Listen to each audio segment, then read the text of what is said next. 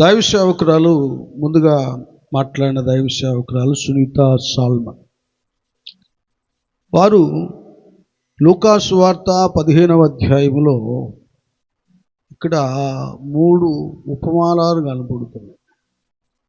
వాటిలో ఒకటేమో తప్పిపోయిన, చెప్పండి తెలిసిన వాళ్ళు, తప్పిపోయిన గొర్రె, అంతేగా.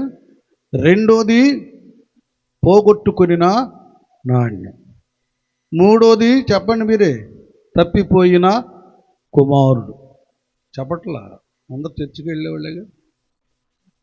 ఈ 15వ అధ్యాయం చాలా ప్రాముఖ్యమైంది. ఇది బయట వాళ్ళకి, అలాగే సంఘంలో ఉన్నవారికి, సంఘంలో ఉండి కూడా నాణ్యం పోగొట్టుకుందే, అలాగూ వరాలు పోగొట్టుకున్న వాళ్ళకి, ఆత్మను పోగొట్టుకున్న వాళ్ళందరికీ కావాల్సిన సందేశం. దైవ సేవకురాలు మాట్లాడుతున్నప్పుడు ఈ చిన్నాడు నాకు రావలసినటువంటి ఆస్తి, నాకు వచ్చు భాగాన్ని నాకిమ్మని తండ్రిని అడిగాడు.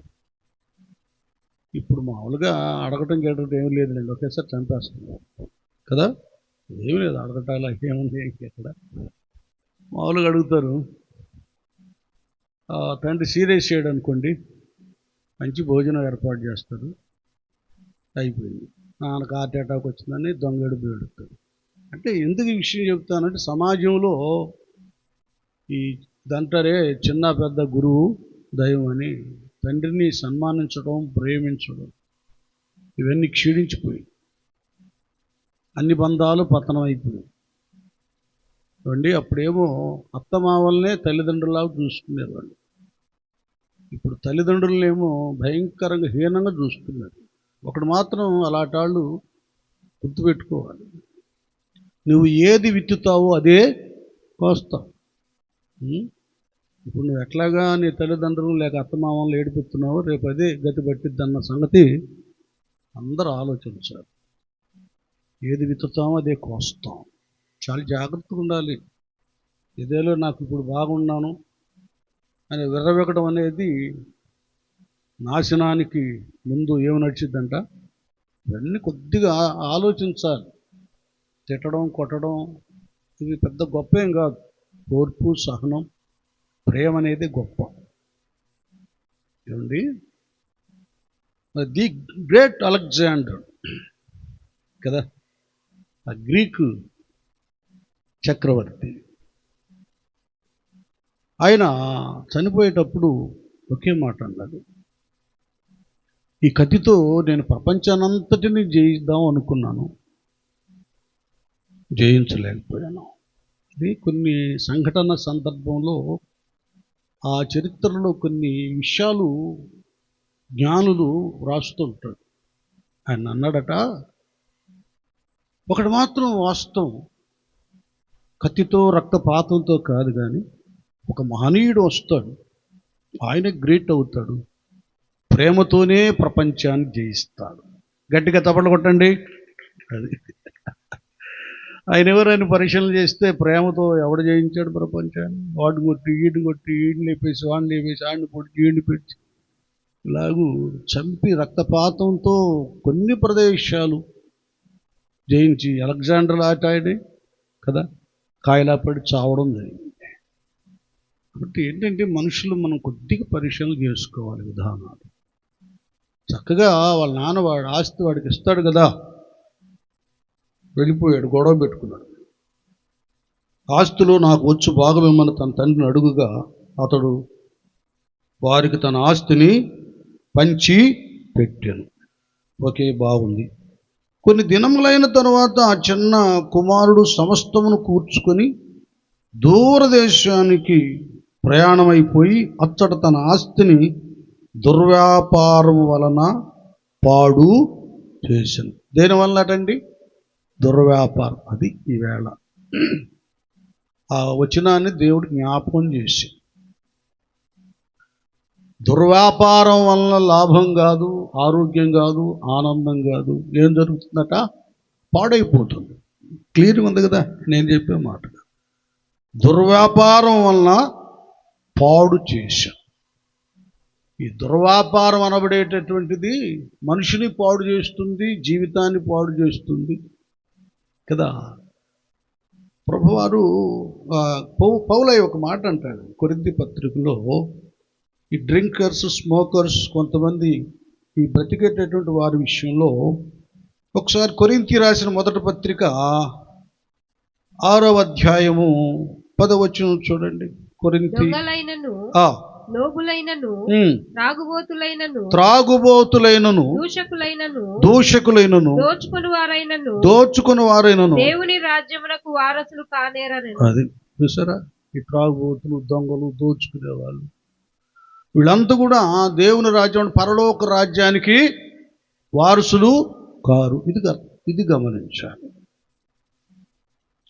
ఒక దుర్వ్యసనం అనబడేటటువంటిది ముందు కుటుంబ వ్యవస్థలో ఒక తమ్ముడుగా, ఒక అన్నగా, లేక ఒక తండ్రిగా ఉన్నతంగా బ్రతకవలసిన నిన్ను అసహ్యుణ్ణి, అంటే భార్య ఛేదరించుకునేటట్లు, పిల్లలు అసహించుకునేటట్లు, బంధువర్గం అరే బాబు వీడెవడరా వచ్చాడని ఇలా నిట్టూర్పు విడిచేటట్టుగా ఆ దుర్వ్యసనం చేస్తుంది. ఇది చాలామందికి అర్థం కావడం లేదు.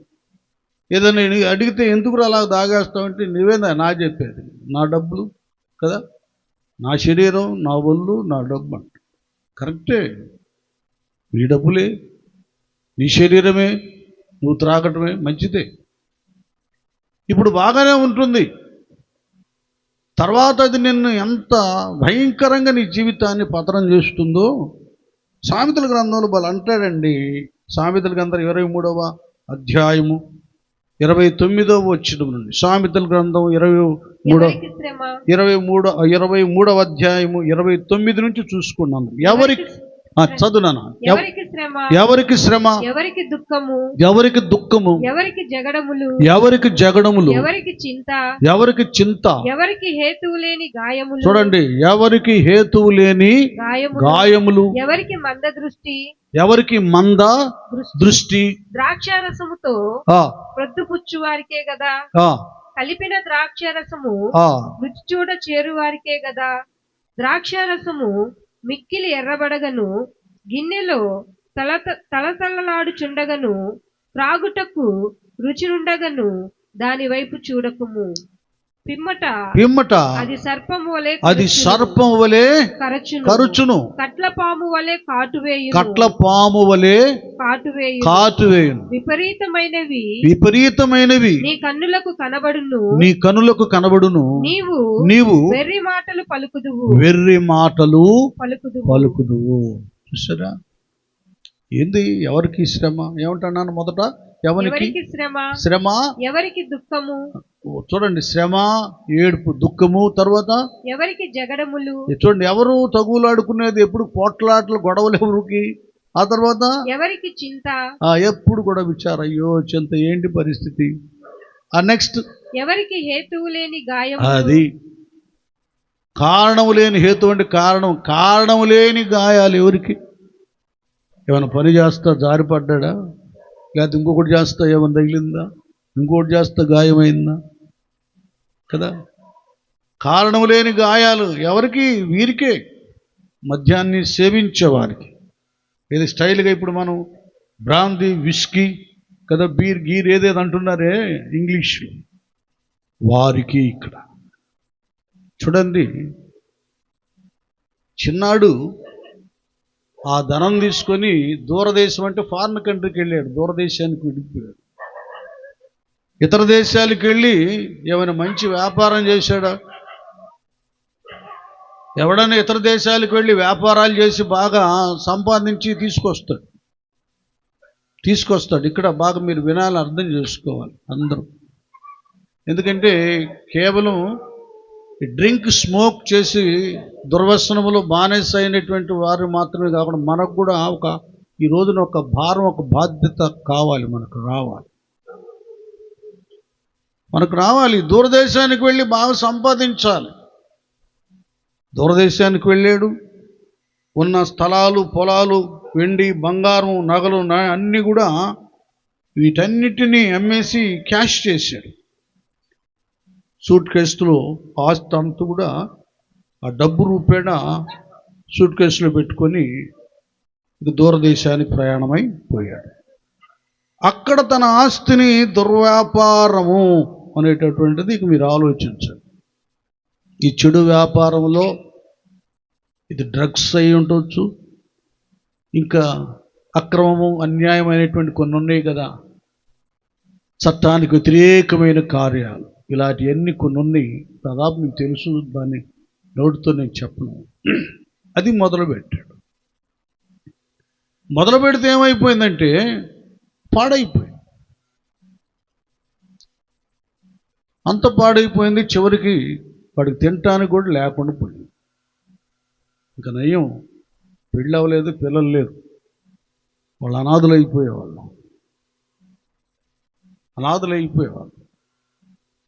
పరిస్థితి ఏంటంటే ప్రస్తుతం ప్రపంచంలోనే ఇప్పుడు మనోళ్ళు ఏం చేస్తున్నారంటే ఈ సోషల్ మీడియాలో ఆ కులమని ఈ మతమని కుల మత పోరాటాలు భేదాలు పెట్టి డిబేట్లు చేసి తన్నుకు చేస్తున్నారు. అసలు అది కాదు కావాల్సింది. వీళ్ళు దేశభక్తులని చెప్పుకుంటున్నారు, దేశభక్షకులు వీళ్ళు, దేశాన్ని సర్వనాశనం చేసేవాళ్ళు. దేశం అంటే మట్టి కాదు, దేశం అంటే మనుషులు ఉన్నారు. చూసారా? మానవత్వాన్ని, మనిషిని ఒక నాయకుడు, ఒక గొప్పవాడు, ఒక శాస్త్రవేత్త అనబడేవాడు మనుషుల మీద దృష్టి పెట్టాలి, మతం మీద కాదు. ఇప్పుడు సర్వనాశనం అయిపోతుంది. ఇది కుల మతాల మీద దృష్టి పెట్టి వేరు చేసి కలహాలు పెట్టి చాలా చిన్నాభిన్నం చేసేస్తున్నారు, ముఖ్యంగా మన భారతదేశం. ఏం జరుగుతుంది? మనం ఎప్పటి నుంచో మన పెద్దలు అంటారు, ఈనాటి బాలురే రేపటి పౌరులు. పిల్లల దగ్గర నుంచి పరిశీలన చేసుకుంటూ వెళ్ళాలి. సమాజం, దేశం, అధికారులు, పిల్లలు ఎలా ఉన్నారు, చైల్డ్హుడ్, బాల్య దిశ ఎలాగుంది, వాళ్ళ ఎలిమెంటరీ స్కూల్, హై స్కూల్, వాళ్ళ చదువు సంధ్యలు ఎలాగున్నాయి, వాళ్ళ పరిస్థితులు ఎలాగున్నాయి అని ఎవరైనా పాలకులు ఆలోచిస్తున్నారా? ఎందుకు ఈ మాట నేను చెప్తున్నానంటే, స్కూళ్ళల్లోకి ఏంటండి డ్రగ్స్ వెళ్ళటం, మాదక ద్రవ్యాలు ఎక్కడికి వెళ్ళటం ఏంటి, గంజాయి ఎక్కడికి వెళ్ళటం ఏంటి? యవనస్తులు ఎలాగున్నారు? వాళ్ళు బలమైన వారు. మన దేశ యవనులు గొప్ప చదవురులై, వాళ్ళు పండితులై, శాస్త్రవేత్తలై, డాక్టర్లై, ఇంజనీర్లై ఒక ఉన్నతమైన హోదాలో ఉంటే మన దేశం సంపన్నమైన దేశం అవుతుంది అనేటటువంటి ఉందా పాలకులకి? వాళ్ళని మనం బాగు చేయాలి. వాళ్ళ స్థితి ఏందో చూడాలంటే ముందు వాళ్ళ క్యారెక్టర్ బాగుండాలి, వాళ్ళ ప్రవర్తన సరిగా ఉండాలి. బాలురు, యవ్వనులు, వాళ్ళ పరిస్థితి ఎవడు ఆలోచిస్తున్నాడు? ఎవరు పట్టించుకున్నారు? చూడండి, ఏం పట్టించుకోవట్లా. వీడేమో డాక్టర్ అవ్వాలని వెళ్తాడు, ఏమండి వాడు ఏదో ఆపరేషన్ చేసేటప్పుడు మత్తు మందు ఇచ్చే పరిస్థితి అయితే వాడు ఆ మత్తులోనే బ్రతుకుతున్నాడు జీవితం అంతా. మీరు ఆలోచించండి బాగా. నేను కల్పించి చెప్పడంలా ప్రస్తుతం లోకంలో జరుగుతున్న సంభవాలు, హీనమైన స్థితి, దాన్ని బాగు చేయలేని పెద్దరికం మంది. ఎవరు బాగు చేస్తున్నారు? ఇదివరకు మేము చిన్నప్పుడు ఒక చిన్న సిగరెట్ తాగాలంటే వాడు పబ్లిక్గా తాగేవాడు కాదు. ఎడైన చాటును తాగితే ఎవరైనా చూస్తే వాడు పరిగెత్తేవాడు. అమ్మో, అన్నయ్య చూశాడు, బాబాయ్ చూశాడు, రే అనగానే వణికిపోయేవాడు, పాట్ పని కొట్టేసేవాడు. ఇప్పుడు అది ఉందా? వాడు పెద్దల మధ్యలోనే, సమాజం మధ్యలోనే, గురువుల మధ్యలోనే స్మోక్ చేస్తున్నాడు, డ్రింక్ చేస్తున్నాడు. ఎంత నాశనకరమైన దుస్థితి పాలైపోతుందో సమాజం మీరు ఆలోచించండి. యుగాంతం అనేది దానికి అది తగలబడి రాదు. ఇది అంతం రావడానికి, నాశనం కావడానికి ఎవరో కాదు కారణం, మనుషులే. యెహోవా దేవుడు అంటాడు ఆదాముతో, ఆదామా, నీవు నీ భార్య మాట విని నేను తినకూడదని ఆజ్ఞాపించినటువంటి వృక్షఫలమును నువ్వు తిని ఉన్నావు కనుక నీ నిమిత్తము నేల, అది నేల శపించబట్టానికి కారణం మానవుని పాపం. గ్రామము, దేశము, మన కాలనీ, మన ప్రాంతం పాడైపోవడానికి మనుషుల యొక్క దుర్మార్గత. దాన్ని కాపాడుకోవాలి. మా ప్రదేశం మంచి సైలెంట్గా ఉంటుంది, మంచి ప్రదేశం, మంచి కాలనీ, మంచి పేరు, భలే డీసెంట్గా ఉంటుందండి ఈ ప్రాంతం అనేటటువంటిది తీసుకురావాలంటే అది మన మీదే ఉంది ఆధారపడి. అల్లరి చిల్లరగా ఉంటే తాగి తందనాలాడి తన్నుకుంటే ఏమైతే బాబోయ్ అక్కడికి నేను రాను. నేను చిన్నప్పుడు ఉండేదన్నమాట. ఏంటంటే అప్పుడు రిక్షాలు కదా, అది ఆనందపేట కదా. ఎవరన్నా రిక్షా వాళ్ళని రాత్రి అయితే ఆనందపేట వస్తాడము, ఆనందపేట అదిగో జయప్రసాద్ గారు బాగా తెలుసు, ఆనందపేట మేము రావని భయం. అలాగైపోయింది. చీ అనిపించుకున్న ప్రదేశాలుగా మారిపోతూ ఉన్నాయి. దీనికి కారణం మనుషుడే.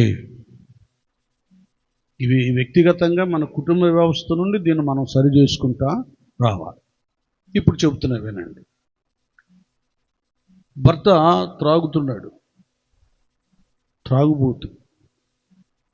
వచ్చి ఆయన రోజుకి 2000 3000 సంపాదిస్తాడు. అన్ని తాగేసి ఈ చేతికి కూడా ఇంట్లో భార్యకి ఇవ్వడం. చాలా దుస్థితి పరిస్థితి. ప్రతి సహోదరి, నా కుమార్తెగా చెబుతున్నా, మీరు ఆలోచించండి.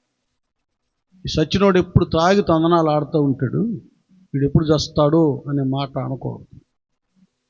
ఏం చేయాలంటే నీ భర్త కొరకు ప్రార్థన చేయాలి. ప్రార్థన నీకు రాదనుకో, చక్కగా దగ్గర మందిరాలు ఎన్నో ఉన్నాయి కదా. అంటాడు భక్తుడు, అంటాడు మీరు దేవుని యొద్దకు రండి, అప్పుడు ఆయన మీ యొద్దకి వచ్చును.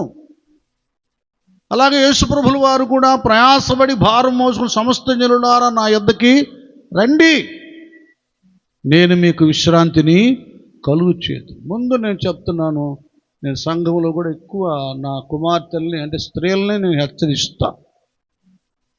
ఎందుకు హెచ్చరిస్తానంటే, జ్ఞానవంతురాలు తన ఇల్లును కట్టును కదా, సామెతలు 14 3 రాలు తన చేత్తో దాన్ని పెరికి వేయను. అది నేను చెప్తున్నాను మీకు, నా కుమార్తెలారా, మీ ఇంట్లో ఏదైనా లోపాలు, దోషాలు, ఏదైనా బంధకాలు ఉంటే వాటి నుండి నువ్వు విడిపించబడాలంటే నీ వల్ల కాకపోతే పక్కన మందిరాలుంటే వెళ్ళిపో. అంతే, మందిరానికి వెళ్ళు, దేవుని సన్నిధికి వెళ్ళు. ఎందుకంటే దావీదయ్య అంటాడు, నీ సన్నిధిలో సంపూర్ణమైన సంతోషము కలదు. సన్నిధిలో సంతోషం. ఇందాక నేను ఆ దేవదాసు ఇద్దరు మాట్లాడుకుంటున్నాం. మా చిన్నమ్మ సలోమ గారి గురించి, కుటుంబాన్ని గురించి మాట్లాడుతూ, మా తమ్ముడు ఉన్నాడు స్టీవెన్, అతని ప్రస్తావన కూడా వచ్చింది.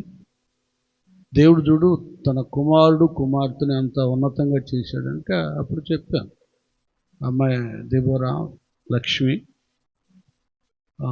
7th 8th చదివేటప్పుడే నేను అక్కడ సేవకి వెళ్ళినప్పుడు ఐపుడి కాలనీలో, ఎల్ఆర్ కాలనీలో మాకు పరిచయం చేసేది, టీ కాఫీలు ఇచ్చేది, ప్రార్థనకు వచ్చేది. చిన్న వయసులోనే రక్షించబడింది. చాలా పోరాటం జరిగింది. మేము కూడా నమ్మలా ఈ స్థితి ఇంత ఉన్నతంగా ఉంటుందో, తర్వాత ఏమైపోద్దో, ఎంత నష్టం వాటిల్లుతుందో, చివరికి ఏమైపోద్దంటే ఆ బిడ్డే పోరాడి కష్టమైన నష్టమైన అప్పులైన ప్రార్థన చేయించుకొని దేవుని మందిరాల్లో ఒక గడియలో ఏడుపున్నా కూడా, ఏడుపు సమయంలో కూడా ఏడుస్తూ కూడా దేవుడి మందిరంలో కనబడిన పరిస్థితి. ఎందుకంటే మన దేవునికి అసాధ్యమైనది ఏది కూడా లేదు. నేను ఎందుకు ఈ సంగతి చెప్తున్నానంటే, రిఫరెన్స్లు చూసి మీకు ప్రసంగం చేసే కంటే జరిగిన ఒక అనుభవాన్ని మీ మధ్యలో పెడుతున్నాను నేను. అది అంతే, నా పొగట్టం కాదు, ఏదో కాలక్షేపం చేయడం కాదు. కానీ దేవుని దగ్గరికి వెళ్ళిన వ్యక్తులు ఎలాగూ కుటుంబాలని సరి చేసుకోగలిగారు నేను చెప్తా ఉన్నాను. ఒక ప్రాంతంలో చాలా భయంకరంగా ఉంది పరిస్థితి. వారు చౌదరీస్ అన్నమాట, ఆ కుటుంబానికి చెందినారు. భర్త భయంకరమైన త్రాగుబోతు, 24 గంటలు తాగడం అయిన పని, కొట్టడం, ఇంట్లో ఉన్నటువంటి వస్తువులన్నీ కూడా తాకడ పెట్టడం, అమ్మేయటం, ఇవి జరుగుతాయి. నేను సమాజంలో జరుగుతున్న సంఘటనలు దాని నుండి ఎలాగ మీరు తప్పించుకొని ప్రశాంతంగా ఉండాలో ఈ సూత్రం వాక్యాధారంగా చెప్తున్నా. గొప్ప ప్రసంగం కాదు, మర్మాలు కాదు. ముందు మన బ్రతుకులు సరైతే తర్వాత ఎన్ని మర్మాలన్నా మనం తెలుసుకోవచ్చు. ఇదే సరిలేదు ఈ మర్మం. లైఫ్ అనేటటువంటిది కుటుంబ వ్యవస్థలో సమాధానం ఉండాలి. ముందు మన కుటుంబాలకు శుభము సమాధానం కలగాలి. చెప్పాను ఇందాక, చచ్చినట్టు చక్క దాగుతున్నాడు, చస్తే బాగుండు అంటాం కాదు. ముందు నువ్వు దేవుడి దగ్గర మోకరించు. మనం చేయాల్సిన డ్యూటీ ఒకటి ఉంది. మనం తిట్టడం కాదు, కొట్టడం కాదు, చావాలని శపించడం కాదు. నువ్వు నిజంగా నీ భర్తను ప్రేమిస్తే నువ్వు దేవుడి దగ్గరికి రావాలి. బాగా తాగేసి భయంకరంగా హింసిస్తున్నాడు, తర్వాత అప్పులు బాగా చేసి తప్పులోడు వచ్చి గొడవ చేస్తున్నారు. పరిస్థితి అలాగ అయిపోయింది. ఇక పక్కనాళ్ళే వాళ్ళు వీళ్ళు ప్రార్థనకు వెళ్తూ ఉంటే, ఒకసారి రారాదక్క ప్రార్థనకు రా, అన్నయ్య గురించి ప్రార్థన చేపిద్దాం మందిరంలో 1-2 సార్లు అన్నప్పుడు వెళ్ళింది ఆ సిస్టర్. వినండి, ప్రార్థనకి వెళ్ళిందండి. దేవుడు వాక్యం ద్వారా మాట్లాడుతూ ఉన్నాడు. ఆమెకి ఇంట్లో ఇంత టెన్షను, భర్త ద్వారా ఇంత ఒత్తిడి, ఇంత భయంకరమైన వేదన అయినా ప్రార్థనకు వెళ్ళిన తర్వాత ఒక తెలియని నెమ్మది, ఒక విశ్వాసం కలిగింది. ఈ కుటుంబాలన్నింటిలో వీళ్ళందరూ కుటుంబాలతో ఎలాగో ప్రార్థనకు వచ్చి ఆనందంగా ఉన్నారు, దేవుడు కూడా నాకు ఇస్తాడు ఆనందం అనే ఒక నిబ్రత, ఒక నిరీక్షణ, విశ్వాసం అనేది ఆ సహోదరులు వచ్చింది. వినండి అందరు సిస్టర్స్, వినండి. కష్టాలు ఏమండి, నష్టాలు, బంధకాలు, గొడవలు లేని కుటుంబాలంటే ఏమి లేవు. మహాభక్తులు అనిపించుకుంటున్న వాళ్ళ దగ్గరే ఉన్నాయి. ఎంత చెట్టుకి అంత గాలి అన్నట్లుగా అన్నీ ఉంటాయి. ఇక్కడ ఎవరు దూతలు లేరు, ఆకాశించి ఊడిపడలా. ఏదో ఒక విషయంలో గొడవలు గందరగోళాలు జరుగుతుంటాయి.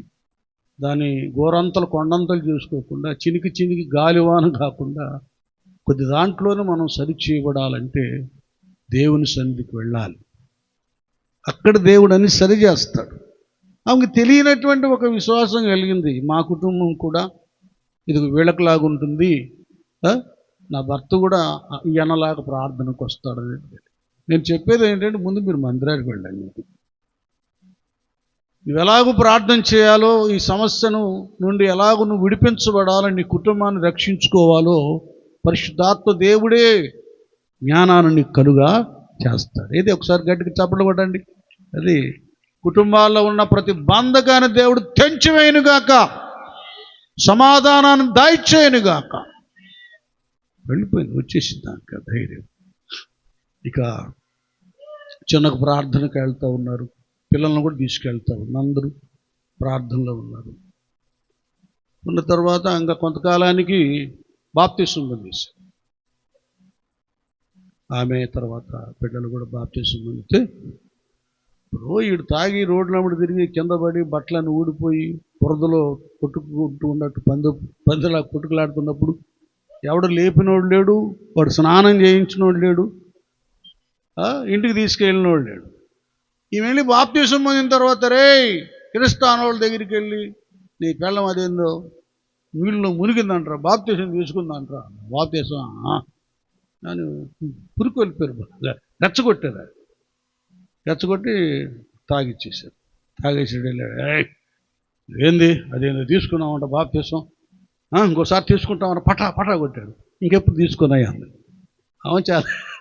ఆమె చాలా తెలివైంది. ఇంకెప్పుడు అది చూడు, ఇక్కడన్నీ మందిరాల్లో అక్క చాలా కాలం అయింది కదా నువ్వు దేవుళ్ళలోకి వచ్చి, ఇంకా నువ్వు బాప్తిసం తీసుకెళ్ళండి, రక్షించబడింది. అయ్యో ఆయన అసలు ఊరుకోడయ్యా. మరి ఉప్పులో పప్పులో ఇచ్చిన డబ్బులన్నీ దాచిపెట్టుకొని అక్కడక్కడ పంపించినప్పుడు సంగతి ఏమైందో అప్పుడు చూడండి. ఆయన దొంగచాటు చీట్లు, దొంగచాటుగా వడ్డీలకి ఇవ్వడం, చాటుగా పుట్టింటికి పంపించడం, లేదా ఈళ్ళగా చూడండి భలే అతి తెలివి చూపిస్తారు. వాటిగా అననాయన బాప్తిసం పొందితే కొడతాడు, జనాలను పిచ్చోళ్ళు చేస్తూ ఉంటాడు. జాగ్రత్త సుమి, దేవుడు వెక్కిరింపబడడు, అది గుర్తుపెట్టుకోండి. చాలా తెలివిగా మాట్లాడింది ఆ సహోదరి. కొట్టి ఇంకెప్పుడు తీసుకోలేదు. బాగున్నంతటికి ఇక అందరు ప్రార్థనకు వెళ్తున్నారు, వస్తున్నారు. ఇతను యథాప్రకారం తాగి ఆ బురదలు పడి అటు పడి ఇటు పడి కింద పడిపోతున్నాడు. ఇంకా భార్య పిల్లలు వెళ్ళిపోయి తీసుకొచ్చి చక్కగా స్నానం చేయించి మజ్జిగ తాగించి బట్టలు వేసి పడుకోబెట్టాడు. ఇంకంత దిగిపోయిందిగా.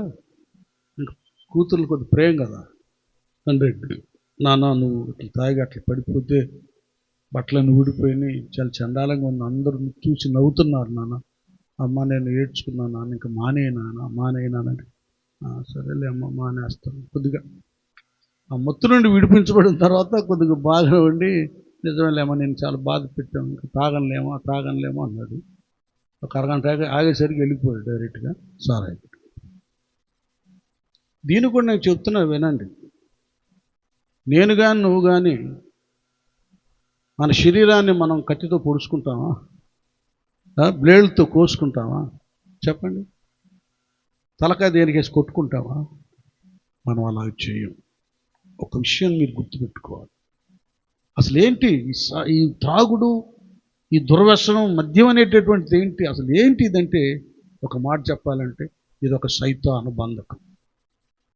దాని గురించి కూడా మీ వివరంగా చెప్తాను. డాక్టర్ గారు మీరు స్మోక్ చేయొద్దు అంటాడు కదా, అనేక మంది సూత్రాలు చెప్తుంటారు. కానీ ఆయన ఏం చేస్తాడు?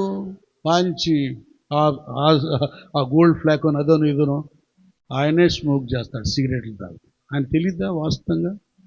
సిగరెట్ పెట్టి మీద ఏముంటుందో మీరు చెప్పండి. పొగ తాగుట ప్రాణానికి అది. ఇప్పుడైతే క్లియర్గా డ్రింక్ చేస్తే, బ్రాందీ తాగితే ఏ రోగం వచ్చిందో, సిగరెట్ తాగితే ఏ రోగం వస్తుందో అన్నీ క్లియర్గా అక్కడ రాసేస్తాం. క్యాన్సర్ వచ్చిద్దని, అది వచ్చిద్దని యాడ్స్ కూడా చూపిస్తున్నాడు. ఆ తంబాకు బుగ్గన పెట్టుకుంటే ఎలాంటి క్యాన్సర్ వచ్చిందో, ఎలాగ ఎంతమంది చనిపోయారు 20 సంవత్సరాల వయసులో, 25 సంవత్సరాల వయసులో, 30 సంవత్సరాల వయసులో చనిపోయారు చూపిస్తున్నారు మొత్తం. ఇవన్నీ చూస్తున్నారా? ఇది హానికరమని తెలుసా? అయినా కూడా ఎందుకు చేస్తున్నాడంటే, యేసు ప్రభుల వారు శరీరధారిగా ఉన్నప్పుడు మార్కు సువార్త 5వ అధ్యాయంలో ఒకడికి సేన అన్నమాట. సేన అంటే ఎన్ని దెయ్యాలు? 2,000 దెయ్యాలు పట్టినటువంటి, 1 కాదు 2 కాదు 2,000 దెయ్యాలు పట్టినవా. తర్వాత మీరు చదువుకోండి, మీకు చక్కగా చెప్పేస్తాను ఒక కథలా. ఈ 2,000 దెయ్యాలు పెట్టినప్పుడు వీడేం చేస్తున్నాడంటే సమాధిలోకి పరిగెత్తుకుంటూ వెళ్ళిపోతున్నాడు. పరిగెత్తుకుంటూ వెళ్ళిపోయి బట్టలను చించేసుకుంటున్నాడు. అక్కడ రాళ్ళు ఉంటే రాళ్ళు తీసుకొని శరీరం అంతా గాయాలు చేసుకుంటున్నాడు.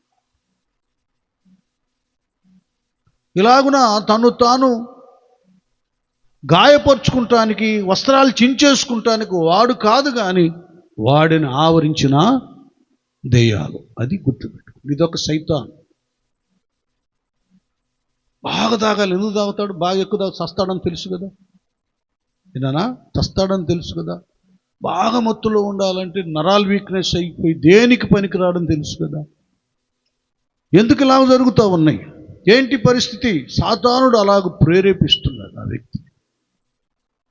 నేనేమి ఇంక మానేస్తానమ్మా తాగనంటున్నాడు, అలా వెళ్ళిపోయి తాగేస్తున్నాడు. ఇది వీడి విషయంలో కూడా ఏమైందంటే వీడు సమాధిలోకి వెళ్ళిపోతున్నాడు, వీడి శరీరం అంతా గాయాలు చేసుకుంటున్నాడు, వీడు భయంకరంగా స్థితి అంతా ఇట్లాగా అయిపోయిందని పట్టుకొని కొంతమంది బలమైన వాళ్ళు ఇంటికి తీసుకువెళ్ళి చక్కగా క్షవరం చేయించి, స్నానం చేయించి, మంచి వస్త్రాలు వేసి, భోజనం పెట్టి, వీడు మళ్ళీ వెళ్తాడేమోనని దేంతో నమ్మ బంధించింది? ఉక్కు సంకెళ్ళ చేత కాళ్ళు చేతులు బంధించారు. వినండి, ఒక దుర్వ్యసనము, బంధకం అనబడేటటువంటిది ఇది సాతానుగాడు రవంతులో నుంచి అది ఎక్కువ అత్యధికమైన చేసి దాన్ని అంతకంతకు చేసి బంధించేస్తాడు ఒక వ్యక్తిని. దేవుని భక్తుడుగా కాకుండా తన భక్తుడుగా చేసుకుంటాడు. భక్తులకి దైవనామ స్మరణ లేనిది స్తోత్రమయ్య యేసయ్య అని అన్నది వారు దైవాలని వారు స్మరణను చేయిందే వాళ్ళ నిద్రపోరు. వాళ్ళు రోజు వ్యాపకం ఏంటంటే ఉదయం నుంచి రాత్రి వరకు పడుకునే వరకు స్తుతి యాగమే మనసులో కదా. సాతానుగాడు ఆవరిస్తే తెల్లారిది మొదలుకొని నిద్రపోయి అంతవరకు తాగడం, డ్రింకింగ్, స్మోకింగ్. ఇది మీరు అర్థం చేసుకోండి.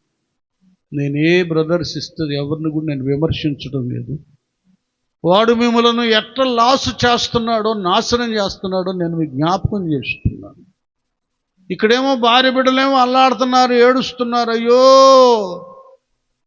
నా భర్త సంపాదన అంత నాశనం అయిపోతుంది, అప్పులు పాలైపోయాము, ఆయన ఏమైపోతాడో అని ఇక్కడ అల్లాడుతుంటే, ఆ మార్క్స్ వార్త అలా ఉంచి హబక్కుకు 1:15 తీయండి. వాడు ఒకడున్నాడు, వీళ్ళందరూ కూడా వాడు వలలేసి ఏం చేస్తున్నాడో స్పష్టంగా ప్రవక్త ద్వారా దేవుడు మాట్లాడుతున్నాడు. వాడు గాలము వేసి, అది వాడు ఒక్కొక్కరికి ఒక్కొక్క వ్యసనపు గాలం వేసి మానవులందరినీ గుచ్చి లాగి ఉన్నాడు. చూసారా, ఈ వల వేసి మానవులందరినీ గుచ్చి లాగి ఉన్నాడు. ఉరులు వగ్గి చిక్కించుకొనుచున్నాడు. చూసారా, ఉరులు వగ్గి చిక్కించుకొనుచున్నాడు. వాడు తన వలతో వారిని కూర్చుకొని సంతోషపడి గంతులు వేయుచున్నాడు. చూసారా, ఇక్కడేమో ఇంట్లో అయ్యో ఏంటిలాగ అయిపోయింది నా యజమానుడు లేక మా డాడీ పరిస్థితి ఇట్లాగ అయిపోయింది ఏందని కుటుంబాలు చిన్నాభిన్నం అయిపోయి వీళ్ళు ఏడుస్తుంటే వాడేం చేస్తున్నాడు? సంతోషపడి సైతానుగాడు గంతులు. అది అర్థమవుతుందా? మీకు చాలా మందికి తెలియటంలా వాడు హ్యాపీ అవుతున్నాడు. దేవుడేమో నా కుమారుడు, నా బిడ్డలు, ఆ కుటుంబం ఏంటి నాయన మన వైపు దుఃఖంగా చూస్తున్నాడు, బాధగా దేవుడు చూస్తున్నాడు. వాడు ఎప్పుడు మారుతాడో, ఎప్పుడు నా దగ్గరికి వస్తాడో, వాడు బంధకాలను ఎప్పుడు తెంచేసుకుంటాడో అని దేవుడేమో ఎదురు చూస్తున్నాడు, దెయ్యమేమో సంతోషించుటూ గంతులు వేస్తున్నాడు. అది అర్థమవుతుందా మీకు? అదే స్వభావం గల వాళ్ళు కూడా అంతే ఉంటారు. అబ్బా బాగా తాగేసాడా, కొట్టాడు, ఇవాళ అయిపోయిందా, అబ్బా అంతే కావాలి. దుర్మార్గులు వీళ్ళకంటే దెయ్యాలు ప్రపంచానికి ఎవరు లేరు. సాధ్యమైతే మనం పరామర్శించాలి, వాళ్ళ కొరకు ఏదైనా భక్తిని కొద్దుకుంటే ప్రార్థన చేయాలి. వాళ్ళు ఇంకొక వెరైటీ భక్తులు ఉన్నారు, చెప్పాను కదా, ప్రార్థన రమ్మంటే రాలే, ఇప్పుడు సరిపోయింది. అవి కూడా మనం తప్పదు. ప్రార్థన రమ్మంటే రాలే, ఇప్పుడు సరిపోయిందా, ఇవన్నీ మనం అనుకోదు. భక్తులంగా ప్రార్థన చేయాలి, మానవత్వం గలవారుగా సానుభూతి చూపాలి. నాకు నా కుమారుడు వాడు డేవిడ్ వెంకటరావు నూతలపాటి, నాకు చాలా వేదన కలిగింది. వాడు చనిపోయినప్పుడు మంచి పేరుంది వాడికి, మంచి పెయింటర్ అని చాలా చెప్పుకుంటాను. నాకు కనపడగానే పెద్దనానా అని ఆప్యాయతగా పలకరిస్తాడు. నేను వాడిని చూడటానికి వెళ్ళినప్పుడు ఎవరైనా మంచిగా ఉండి ఫ్రెండ్స్ సానుభూతి చూపించి ఏడుస్తున్నారా? ఒక్కొక్కడు తాగి త్రోలుతున్నాడు. ఒకసారి ఆలోచించండి. నాకు చాలా బాధేసింది, నాకు ఎంత బాధేసిందో చెప్పలేదు. అందులో వాడు నా కొడుకు అవుతాడు, 95. చాలా నేను బాధపడ్డాను. దేవదాసుడు అందరితో చెప్పాను, ఏంటో అంత మంచి వర్కరు అలాగైపోయింది. ఆ బంధకం వాడు కుటుంబ వ్యవస్థని పతనం చేసింది. దేవా ఒకసారి అక్కడ మనం సువార్త వినిపిద్దాం. అది అక్కడి నుంచి నాకు వచ్చింది. నాకంత అవసరం లేదు. ఇక్కడ సాయిబాబా కాలనీలో చాలా చర్చిలు ఉన్నాయి, పాస్టర్లు ఉన్నారు, వాళ్ళకన్నా నేను గొప్ప నేను కాదు. అయితే ఈ సన్నివేశం చూసినప్పుడు నాకు మనసు నా వంతుగా వాక్యాధారంగా ఒక హెచ్చరిక చేద్దాం, అంతే. కాలనీ ప్రజలకు ఒక హెచ్చరిక చేద్దాం. మీరు మంచి వర్కర్స్, నువ్వు మంచి రాడ్ బెండు, నువ్వు మంచి టాపీ మేస్త్రి, నువ్వు మంచి పెయింటర్, నువ్వు మంచి ప్లంబర్ మ్యాన్, అన్ని రకాల నైపుణ్యత కలిగినటువంటి వర్కర్స్ ఉన్నారు. రోజుకు 1000 సంపాదిస్తారు. ఏమైపోతున్నాయి? అవన్నీ కూడా వ్యర్థమైపోతుంది. ఒక మాట అంటున్నాను, యెషయా గ్రంథంలో 55వ అధ్యాయంలో 1 నుంచి మనం చదువుకుంటూ వెళ్తే, యెషయా గ్రంథం 55వ అధ్యాయంలో చూడండి ఎలాగున్నాయి. కొనిన వారలారా, దప్పిక కొనిన వారులారా, నీళ్ల యొద్దకు రండి. నీళ్ల యొద్దకు రండి. రూకలు లేని వారలారా, రోకలు లేని వారులారా, మీరు వచ్చి కొని భోజనము చేయుడి. భోజనము చేయుడి. రండి. రండి. రూకలు లేకపోయినను ఏమియు ఇయ్యకయే ద్రాక్షారసమును పాలను కొనుడి. ఆహారము కాని దాని కొరకు. అది ఇక్కడ చెప్తున్నాడు దేవుడు ప్రవక్త ద్వారా. ఆహారము కాని దాని కొరకు మీరేలా రూకలిచ్చెదరు. సంతుష్టి కలుగజేయని దాని కొరకు. సంతుష్టి కలుగు చేయ దాని కొరకు మీ కష్టార్జితమును ఎందుకు వ్యయపరచెదరు. నా మాట జాగ్రత్తగా ఆలకించి. ఒక్క నిమిషం నాన్న, మొదట ఏమంటాడు? దాని కొరకు, ఆహారము కాని దాని కొరకు మీరేలా రూకలిచ్చెదరు. అర్థమవుతుందా? అది ఆహారం కాదండి. అది తినడం వల్ల మన ఆకలి తీరదు. అది త్రాగడం వలన మన దప్పిక తీరదు. ఆరోగ్యం రాదు, బలం రాదు. అది ఆహారం కాదు. ఏంటది కదా? అది బ్రాందీయే కానీ, విస్కీయే కానీ, సారాయే కానీ, డ్రగ్సే కానీ, ఇవి ఆహారం కాదు. మానవుని క్షీణింప చేసేది, నాశనం చేసేది, అనేక రకాల రోగాలను తీసుకొని వచ్చేటటువంటిది. ఇది ఆహారము కాదు. ఆహారము కాని దాని కొరకు ఏం చేస్తున్నారు వీళ్ళు? డబ్బులు ఇచ్చేస్తున్నారు. ఈ రోజుకి ఒక 2000 సంపాదించాడు అనుకోండి, వర్క్లో వెళ్ళిపోయి తాగేస్తున్నాడు. ఏదో 200 300 ఏమి ఇవ్వకపోతే బాగాదులేని అది తీసుకెళ్ళి ఇంట్లో ఇస్తున్నాడు. ఇంట్లో ఏంది? సొంత ఇల్లు కాబట్టి అద్దె ఎంత కట్టాలి, ఇంటి అద్దె ఏంటి, వినండి, పిల్లల చదువులేంటి, వాళ్ళ ఫీజులేంటి, భోజనాలేంటి, ఎన్నో ఉన్నాయండి. భార్య ఏంటి, ఆ కుటుంబ విధానాలేంటి, ఇంకేమేమి కావాలి, ఇవి ఎలా తీరుతాయి, ఎలాగూ ఇంట్లో తృప్తి కలుగుతుంది? వీటిని గురించి ఏమైనా ఆలోచిస్తున్నారా? ఇవి ఆహారం కాదు. నేను చెప్తున్నా వినండి. ఈరోజు దేవుడు మాట్లాడుతున్నాడు. ప్రియ సోదరుడా, నీతో ఈ ఒక్క నిమిషం నువ్వు ఆలోచించు. నువ్వెంతో సంపాదిస్తున్నావు, ఇంకా దీంట్లో ఉంటున్నావు. నువ్వు మంచి వర్కర్వి, నీ ధనవంతు కూడా నాశనం అయిపోతుంది. కారణం నీ దుర్వ్యసనం. ఇంకా నీ జీవితకాలం అంత అద్దెళ్లలో బ్రతకాల్సి వస్తావు, అప్పులు అడుకోవాల్సి వస్తావు, అవమాన పడవలసి వస్తుంది. దేవుడి వేళ మాట్లాడుతున్నాడు. ఆహారము కాని దాని కొరకు నీవేళ రోకలు. నెక్స్ట్ ఏమంటాడు? సంతుష్టి కలుగజేయని దాని కొరకు. ఇదేమి సంతుష్టిని కలుగు చేసేది కాదు. మీ కష్టార్జితమును ఎందుకు వ్యయపరచెదరు. చూసారా? అది సంతుష్టిని కలుగు చేయదు. చక్కగా ఒక సండే మరొక పండుగ వచ్చింది అనుకోండి, అందరు చక్కగా మటన్ తెప్పించుకొని, చికెన్ తెప్పించుకొని, బిర్యానీ తయారు చేసుకొని, భార్య బిడ్డలు అందరూ కూర్చొని చక్కగా ఇక భోంచేసిన తర్వాత మా మమ్మీ భలే బాగుంది, మమ్మీ డాడీ బాగుంది, అవును భలే ఉందిరా అని తృప్తి పడతారు. ఇది రావాలి. ఫ్యామిలీలో ఆనందాన్ని అనుభవించడం కూడా కొంతమంది చేత కావడం లేదు. పండగ పూట కూడా ఏడిపిస్తున్నారు. ఆదివారం రోజు కూడా ఆనందం లేకుండా చేస్తున్నారు. కుటుంబానికి దుర్వ్యసనం వలన మీకు అర్థం కావడం లేదు. ఇంకెంతకాలం అప్పులు పాలై అల్లరి పాలవుతారు. దేవుడు తన ప్రేమను చూయిస్తున్నాడు, వాళ్ళు మాట్లాడుతున్నాడు. ఎందుకు మీరు మీ కష్టార్జితాన్ని దేని కొరకంట? దేని కొరకు? అది సంతుష్టి కలుగు చేయని దాని కొరకు. మీ కష్టార్జితాన్ని ఎందుకు వ్యయపరచెదరు. ఇవన్నీ ఉన్నాయి కింద అంటాడు. ఇప్పుడు అసలైన విషయం ఏమంటాడు అన్న? నా మాట జాగ్రత్తగా ఆలకించి. అది ఇప్పుడు వినండి, ఇకనైనా వినండి. మందిరాలకు వెళ్ళిన వాళ్ళు రేపు నుంచి వెళ్ళిపోండి చర్చిలు. నా మాట జాగ్రత్తగా ఆలకించి మంచి పదార్థము భుజించుడి.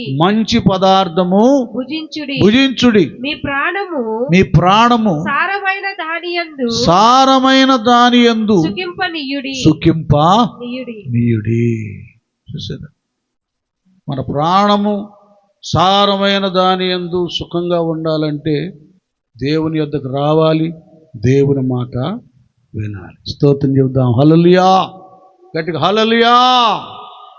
రండి రండి యేసుని యొద్దకు రమ్మనుచున్నాడు, రండి రండి యేసుని యొద్దకు రమ్మనుచున్నాడు. ప్రయాసపడి భారముమోయువారలు, ప్రయాసపడి భారముమోయువారలు, ప్రభుని చెంతకు మరుగిడి వేగము, ప్రభుని చెంతకు మరుగిడి వేగము. రండి రండి యేసుని యొద్దకు రమ్మనుచున్నాడు. కరుణము మరణము చూసి కలుగదు మారు మనసు, కరుణము మరణము చూసి కలుగదు మారు మనసు.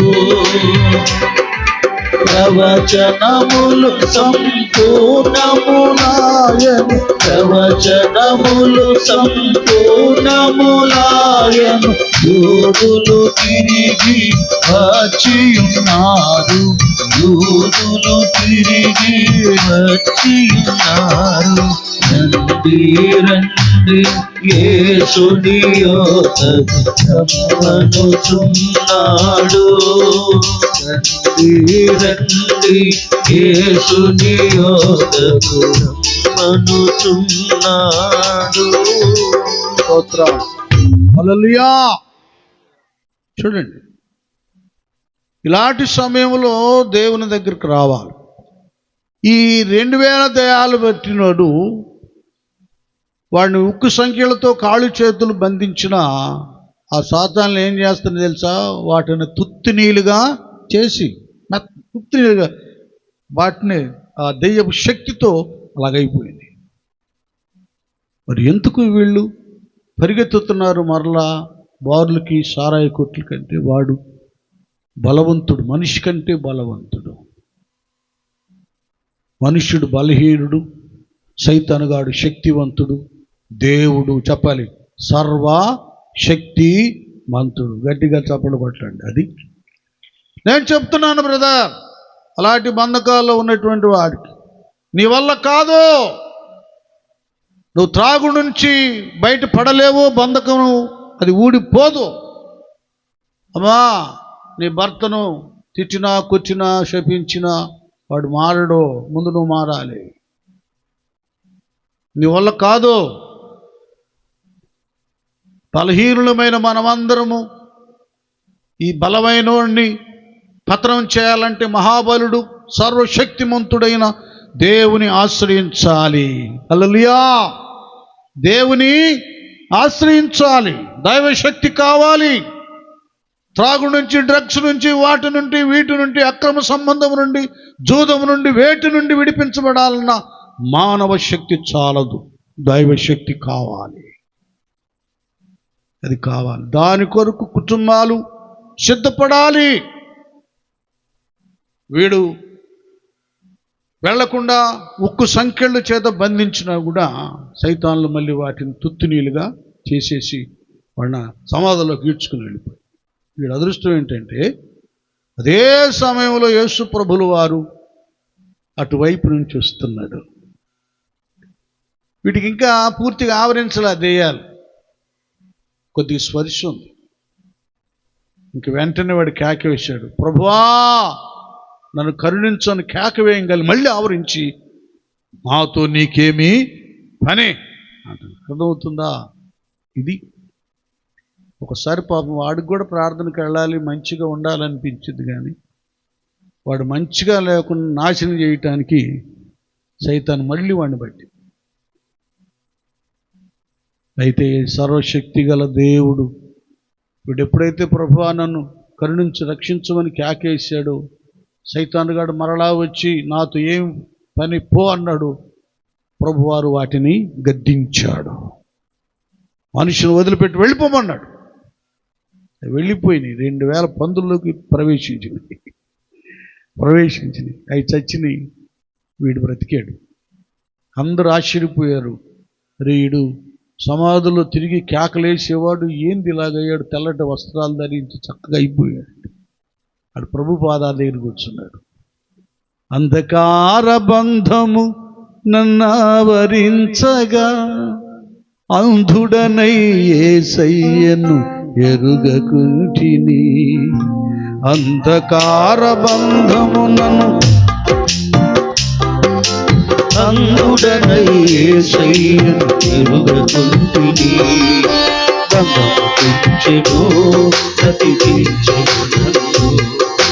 బంధము తెంచెను బ్రతికించెను నన్ను. ఎంత మధురమో యేసుని ప్రేమ, ఎంత మధురమో నా యేసుని ప్రేమ. ఎంత మధురమో యేసుని ప్రేమ, ఎంత మధురమో నా యేసుని ప్రేమ. ప్రేమ ప్రేమ ప్రేమ ప్రేమ ప్రేమ ప్రేమ ప్రేమ ప్రేమ. ఎంత మధురమో యేసుని ప్రేమ, ఎంత మధురమో నా యేసుని ప్రేమ. ఎంత మధురమో యేసుని ప్రేమ, ఎంత మధురమో నా యేసుని ప్రేమ. హల్లెలూయా. ప్రభువారు అతని ఎదుట నిలిచి ఉండబట్టి ధన్యుడయ్యాడు. ప్రభుని హత్తుకున్నాడు. దెయ్యాలు పారిపోయినాయి. వీడు స్వస్థత పొందుకున్నాడు. ఇక్కడ ఇందాక చెప్పేనే ఒక చౌదరి కుటుంబానికి చెందిన వాళ్ళు రక్షించబడిన తర్వాత ఇక చిన్నగా కూతుర్లు కొద్ది ప్రేమ కదా, వాళ్ళ నాన్నని, డాడీ రండి డాడీ లోపల కూర్చోవద్దులే, బయట కుర్చీలో కూర్చో డాడీ, అట్లా కూర్చో అని చిన్నగా మందిరాన్ని తీసుకురావడం మొదలుపెట్టారు. ఒకవైపు తాగుతూనే ఉన్నాడు, వచ్చి కూర్చొని ఇట్లా తూలుతున్నట్టుగా ఉన్నాడు. నేను చెప్తున్నాను, ఒకసారి మీరు మందిరానికి రా అంటే నేను స్మోక్ చేస్తాను, డ్రింక్ చేస్తాను, నేను రానులే అనగాకండి. ఆ స్మోక్ కానీ డ్రింక్ కానీ నీకు నీవుగా దాన్ని నువ్వు జయించలేవు, దాన్ని ఓడించలేవు. నీకు సర్వశక్తిమంతుడు దేవుడు కావాలి.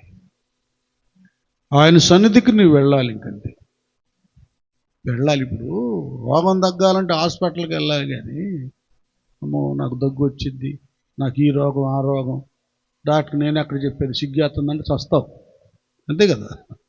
నేను రాను. సిగ్గుపడితే రోగం దగ్గర చెప్పకపోతే ప్రాణాలే పోతాయి. ఏం చేయాలి తెలుసా, మనం డాక్టర్ దగ్గరికి వెళ్ళాలి. ఆయన అన్ని రకాల టెస్టులు చేస్తాడు. ఆ రోగం ఏంటో, ఆ రోగం తగ్గటానికి ఏ మందులో అది వాడతాడు. అట్లాగే దేవుని దగ్గరికి మనం వస్తే అది డ్రగ్స్ కాదు, గంజాయి కాదు, బ్రాందీ కాదు, విస్కీ కాదు, స్మోక్ కాదు, ఇంకొక అక్రమ బంధం కాదు, ఏదైనా సరే, దొంగతనం కాదు, నిత్యమైన బ్రతుకు కాదు, ఏదైనా సరే నశించిన దానిని వెతక రక్షించుటకు మనిషి కుమారుడు ఈ లోకానికి అది. బూదిగంత నివాసులారా, యేసై నా వైపు అంటే ఎవరెవరు, మన వైపు కాదు, యేసై వైపు చూచి అదే అక్కడికి వస్తే బ్రతుకులు మారిపోదు. రండి, ఇంకంతే. స్మోక్ చేసినా, డ్రింక్ చేసినా, ఏ రోగం వచ్చినా, అమ్మో రోగం అనే డాక్టర్ దూరంగా ఉన్నావుగా, డాక్టర్ దగ్గరికి ఎట్లా వెళ్తావు, హాస్పిటల్కి ఎట్లా వెళ్తావు, ఏ బంధకంలో ఉన్నా నువ్వు జయించలేవు. మందిరాలకు వెళ్ళి ఇంకంతే. పరమ వైద్యుడి దగ్గరికి వెళ్ళు. ఆయన ఆ పాపపు రోగాన్ని నయం చేస్తాడు కదా. ఏమంటాడు ఇర్మియా ప్రవక్త? ఏమంటాడు? హృదయము అన్నిటికంటే మోసకరమైనది, ఘోరమైన వ్యాధి గలదు. దాన్ని గ్రహించువాడెవడు? దేవుడే. దేవుడే దాన్ని బాగు చేస్తాడు. దానికి ఏ మందు వేయాలో, ఏ మాటలు చెప్పాలో, ఎలాగ బాగు చేయాలో దేవుడు చేస్తాడు. నేను చెప్తున్నాను ఈవేళ, వెళ్ళండి మందిరాలకి, ఇంకంతే. దేవుడు ఏం మాట్లాడతాడో ఎలా సరి చేస్తాడో తెలియదు. ఇతను వెళ్ళాడు, తీసుకెళ్ళారు పిల్లలు. రా డాడీ కూర్చో చిన్నగా అలవాటు అయ్యాడండి. చివరికి ఎంతవరకు వచ్చిందంటే త్రాగుడు మానేశాడు. 24 గంటలు తాగేవాడు, క్రమేణ మొత్తం మానేసేసాడు. మానేసిన తర్వాత కొంతకాలానికి వాక్యం విని పశ్చాత్తాపుడై, అయ్యగారు నేను కూడా రక్షించబడతానని చేయొద్దాడు. ఇక బాప్తిసానికి సిద్ధపరిచారు. బాప్తిసం తీసుకుంటారు. ఆ కుటుంబం అంతా, కమ్మవారి కుటుంబం రక్షించబడింది.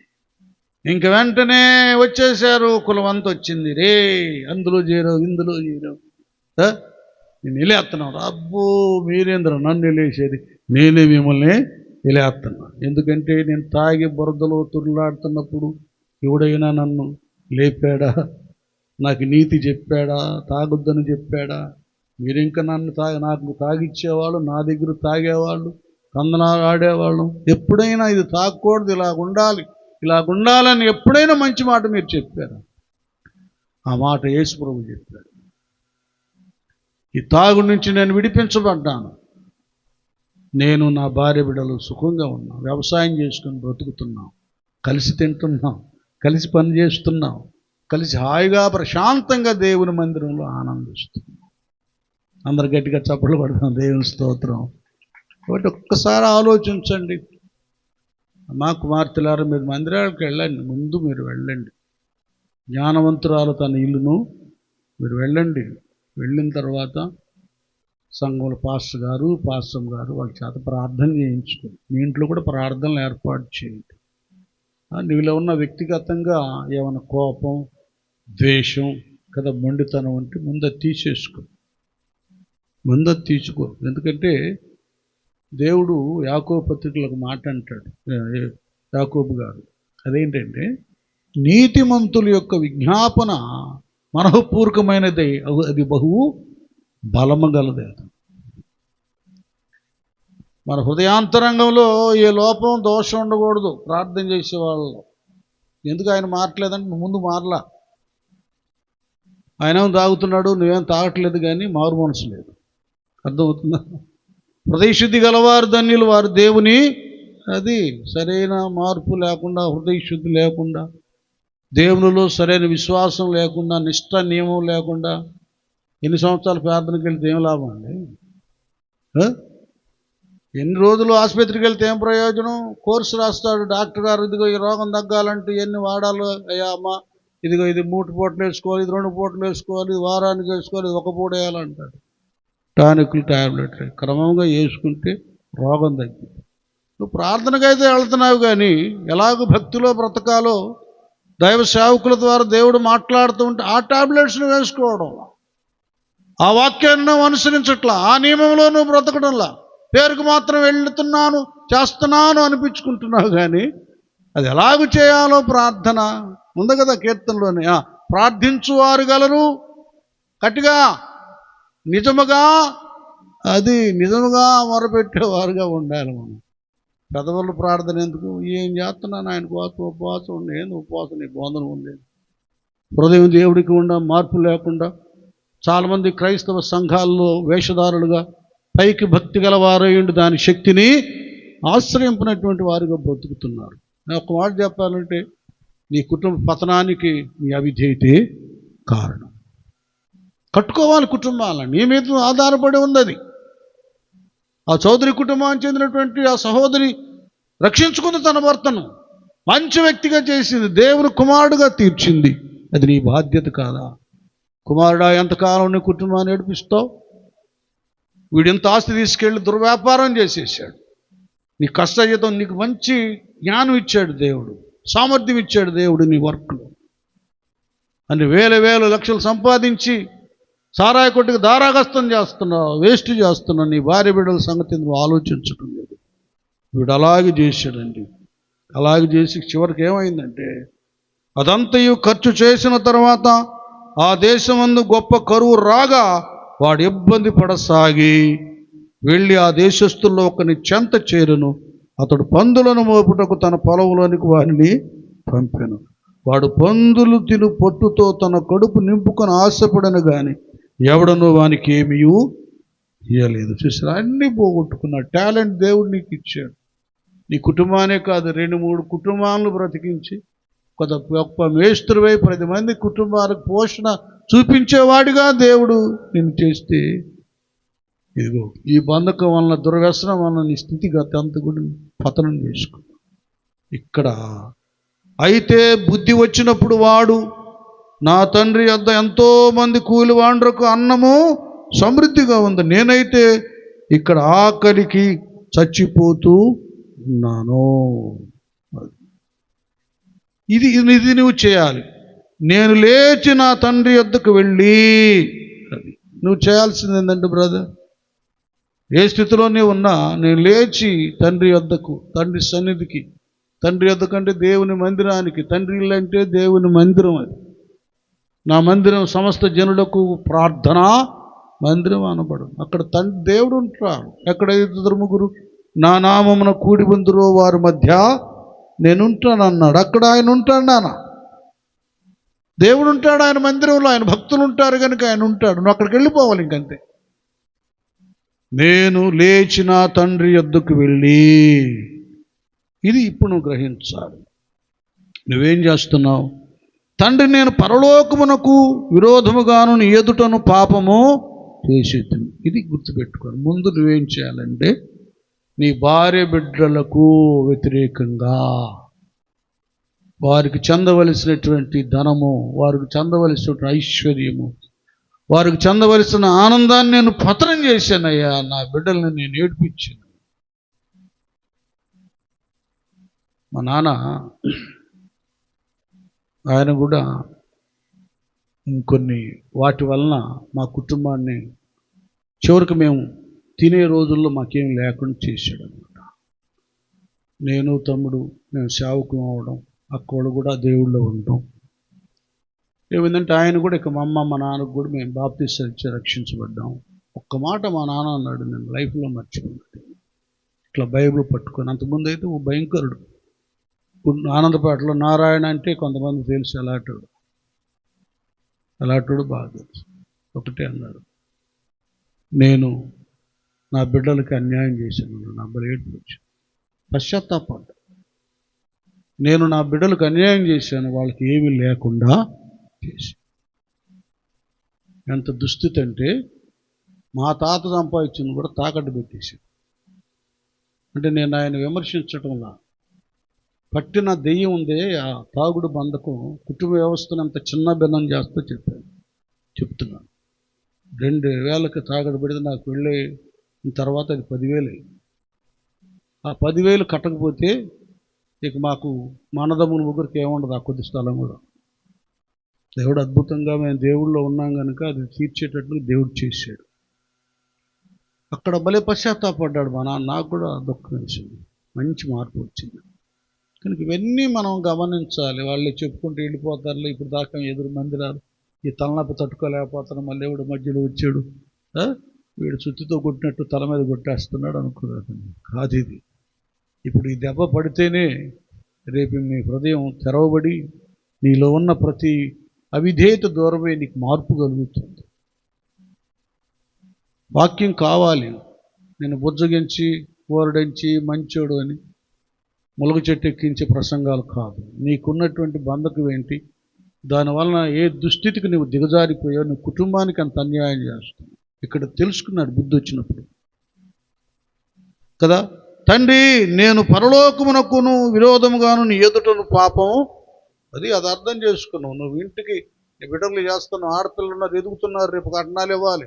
మగపిల్లలు ఉన్నారు, ఎదుగుతున్నారు, వాళ్ళు మంచిగా చదివించాలి.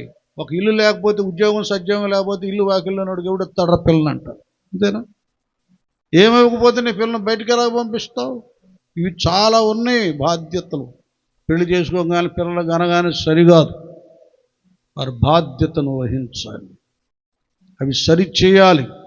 తెలుసుకున్నాడు చిన్నాడు. వెళ్ళిపోతాను నా తండ్రి దగ్గరికి, నా విధేయతతో ఒప్పుకుంటాను, ఇక మీద నీ కుమారుని అనిపించుకుంటానికి యోగ్యుడను కాను, నన్ను నీ కూలి వారిలో ఒకనిగా పెట్టుకొనమని అతనితో చెప్పుదును అనుకుని లేచి తండ్రి వద్దకు వచ్చాను. వాడింకా దూరముగా ఉన్నప్పుడు తండ్రి వానిని చూచి కనికరపడి పరిగెత్తి వాని మెడ మీద పడి ముద్దు పెట్టుకు. అందరు గట్టిగా చప్పట్లు కొట్టాడు. దేవునికి స్తోత్రం. అర్థమవుతుందా? ఇప్పుడు దాకా తెగ తాగాను, అది చేశాను, ఇది చేశాను, అయ్యో నన్ను అందరు ఎగతాళి చేస్తారేమో, వాళ్ళ ముఖాలు చూడలేను, ప్రార్థనకు వచ్చేవాళ్ళు కదా అనుకోవద్దు. వాళ్ళు ఎవరండి? నువ్వు తాగినప్పుడు వాళ్ళే నిన్ను బాగు చేయలేదుగా. వాళ్ళని నిన్ను బాగు చేసే దేవుడు. దేవుని వైపు చూడు, వాళ్ళ వైపు చూడవలసిన అవసరమే లేదు. వాళ్ళు ఏదో అనుకుంటారు, వాళ్ళు ఏదో నవ్వుతారు, హేళన చేస్తారు. కాదు, ఇవేమి నువ్వు పట్టించుకోవద్దు. వెళ్ళి ఆ చివరి మూలన కూర్చొని కంటే దేవుడు నీతో ఎలాగ మాట్లాడాలో మాట్లాడతాడు, ఎలాగ బాగు చేయాలో బాగు చేస్తాడు. నీ రోగానుకున్న ఆ రోగానికి ఏ మందులు కావాలో, టాబ్లెట్స్ కావాలో డాక్టర్ గారు అవి ఇచ్చినట్లుగా నీ బలహీనత సరిచేయబడటానికి ఏ సందేశం కావాలో అందరికీ చాలిన దేవుడు ఆ సందేశాన్ని నీకు వినిపించి నీ బ్రతుకును బాగు చేస్తాడు. అది నానా. కాబట్టి రండి, మీరు అందరూ మందిరాలకు వెళ్ళండి. చెప్పాలంటే చాలా సంగతులు ఉండి, చాలు, టైం అయిపోతుంది. ఎవరిని మనం ఇబ్బంది పెట్టకూడదు. వాడు వెళ్ళాడు చిన్నాడు, తండ్రి నెట్టేలా. మళ్ళీ వాడికి స్నానం చేయించి చక్కటి వస్త్రాలు ధరింపజేసి, కాళ్ళకు కదా చెప్పులు తొడిగించి, చేతికి ఉంగరం, అన్ని విధాలు గంతనిచ్చి హత్తుకొని ముద్దు పెట్టుకొని తన ఇంట్లో చేర్చుకున్నాడు. ఫాస్ట్ ఇది అయిపోయింది, ఇది అయిపోయింది, ఇంకంతే. దాన్ని వేసే నేను పట్టించుకోడు, ఏం చేసావు ఏదో. క్షమాపణ కోరుకొని దేవుని సన్నిధికి వస్తే నేను సరిచేస్తాడు. మళ్ళీ చెప్తున్నాను, ప్రియబిడ్డలారా, మీరు పనులు మంచి నైపుణ్యత సామర్థ్యం కలిగిన పనాళ్ళు, మీరు మేస్తున్నారు, మీ కింద అనేక మంది బ్రతుకుతున్నారు. అలాంటి వాళ్ళు ఎందుకు మీరు మద్యానికి బానిసం అయిపోవాలి? మీరు ఎందుకు మీ వ్యక్తిత్వాన్ని, మీ ఆరోగ్యాన్ని నాశనం చేసుకోవాలి? కుటుంబాలను చిన్నపిన్నం చేయాలి. ఆల్రెడీ కొందరు చనిపోయి కుటుంబానికి దుఃఖాన్ని మిగిల్చారు. వాళ్ళ గతేంటి? వాళ్ళు ఏమైపోతారు? ఎవరైనా ఆడపిల్లలు ఏమైపోవాలో ఒక్కసారి మీరు ఆలోచించి మీ స్థితిగతులను సరి చేసుకుని, అమ్మా నువ్వు కూడా మందిరానికి వెళ్ళండి అమ్మా, వాళ్ళ కొరకు దేవుడి దగ్గర ఉపవాసం ప్రార్థన చేయండి, భక్తుల చేత ప్రార్థన చేయించుకోండి. బ్రతుకులు మారకపోతే భద్రత అనేది రాదు, ఆశీర్వాదం రాదు. ఇదే మిక్కిలి అనుకూల సమయము, ఈనాడే రక్షణ దినం. మోకరించండి, ప్రార్థన చేసుకుని ముందుకు వెళ్ళిపోదాం. అందరూ హృదయాలు తెరండి. ఒక్క నిమిషం. మనం అందరం కూడా రక్షణ పొందుకున్న బిడ్డలు ఉన్నారు, సేవకులు సేవకురాలు ఉన్నారు.